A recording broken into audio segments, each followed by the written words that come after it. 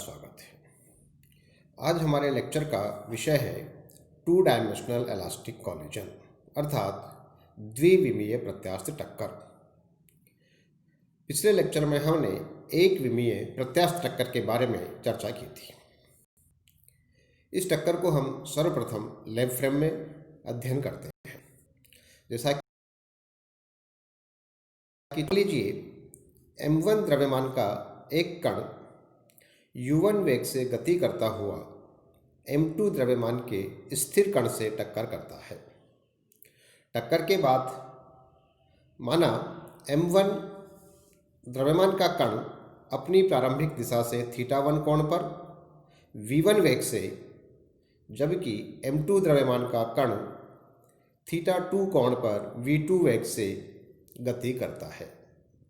और ये सारा डिस्क्रिप्शन चित्र में दिखाया हुआ है।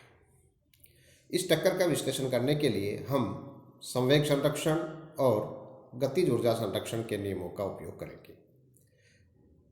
सर्वप्रथम संवेग संरक्षण के नियम का उपयोग करते हैं। संवेग संरक्षण के नियम से अगर हम x दिशा में लिखें तो x दिशा में टक्कर से पूर्व संवेग बराबर टक्कर के पश्चात संवेग, और हमारा समीकरण होगा m1u1 equal to m1v1 cos θ1 plus m2v2 cos θ2। y दिशा में 0 बराबर m1v1 sin θ1 minus m2v2 sin θ2। इनको हम समीकरण नंबर 1 और 2 कहेंगे।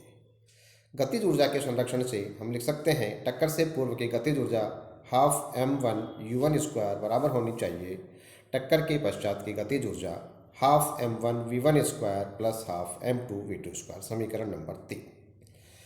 अब हमारे पास ये 3 समीकरणें हैं, 1, 2 और 3, जबकि हमारे पास 4 अज्ञात राशियां हैं, वेग v1 व v2 और कोण θ1 और θ2। तो चूँकि समीकरण 3 है, अज्ञात राशियां 4 हैं, तो इनको एक साथ हल करना आप जानते हैं गणित के नियमानुसार संभव नहीं है। इसलिए किसी भी एक राशि के ज्ञात होने पर शेष 3 राशियों को ज्ञात किया जा सकता है। तो हम यहाँ अब इस टक्कर का अध्ययन CM फ्रेम में करते हैं और देखते हैं कि क्या हमें वहाँ कोई गणितीय सुविधा मिलती है क्या।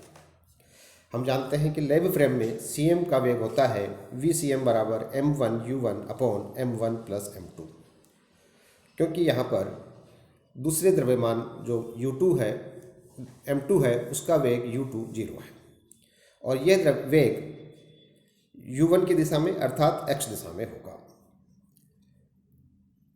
मान लें कि CM फ्रेम में कणों के वेग टक्कर से पूर्व u1 डैश व u2 डैश तथा टक्कर के पश्चात v1 डैश व v2 डैश हैं, तो गैलीलियन रूपांतरण का उपयोग करने पर हम लिख सकते हैं u1 डैश बराबर u1 माइनस VCM, और अगर VCM का मान रख करके हल करें तो हमें उत्तर प्राप्त होगा m2 upon m1 plus m2 u1।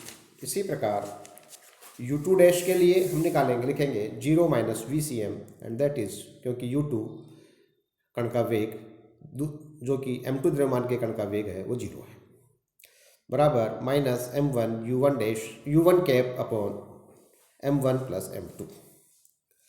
चूँकि CM फ्रेम में निकाय का कुल संवेग 0 होता है, इसलिए हम लिख सकते हैं टक्कर से पूर्व संवेग m1 u1 dash plus m2 u2 dash बराबर 0, और इसे हमें m1 और m2 के रेस्पेक्ट में u1 डैश व u2 डैश के वेगों का अनुपात हमें मिलता है। तो हम लिखेंगे m1 u1 dash is equal to minus m2 u2 dash, और इसी प्रकार हम टक्कर के पश्चात लिख सकते हैं m1 v1 dash plus m2 v2 dash equal to 0, that means m1 v1 dash is equal to minus m2 v2 dash. इन समीकरणों से स्पष्ट है कि टक्कर से पूर्व एवं टक्कर के पश्चात दोनों कण एक दूसरे के विपरीत दिशा में गति करते हैं, अतः दोनों कण प्रारंभिक दिशा से समान कोण बनाते हैं, जैसा कि चित्र में प्रदर्शित किया गया है। CM फ्रेम में अगर हम गतिज ऊर्जा संरक्षण के नियम का पालन करें तो ये लिखेंगे half m1 u1 dash square plus half m2 u2 dash square equal to half m1 v1 dash square plus half m2 v2 dash square. इन समीकरणों में हम उपरोक्त समीकरण 8 और 9 से अगर u2 डैश और v2 डैश के मान रख दें और इस समीकरण को हल करें तो हम u1 डैश व v1 डैश के बीच में एक रिलेशन निकाल सकते हैं। और इन समीकरणों को हल करने पर हमको मिलता है u1 डैश का square is equal to v1 dash का square. That means u1 dash का परिमाण बराबर होना चाहिए v1 डैश का परिमाण। और इसी प्रकार अगर हम इन समीकरणों में उपरोक्त जो हमने समीकरण लिखी थी उसमें 8 और 9 से अगर u2 डैश और v2 डैश के बजाय u1 डैश और v1 डैश के मान रख करके हल करें तो हमें ज्ञात होगा u2 dash equal to v2 dash.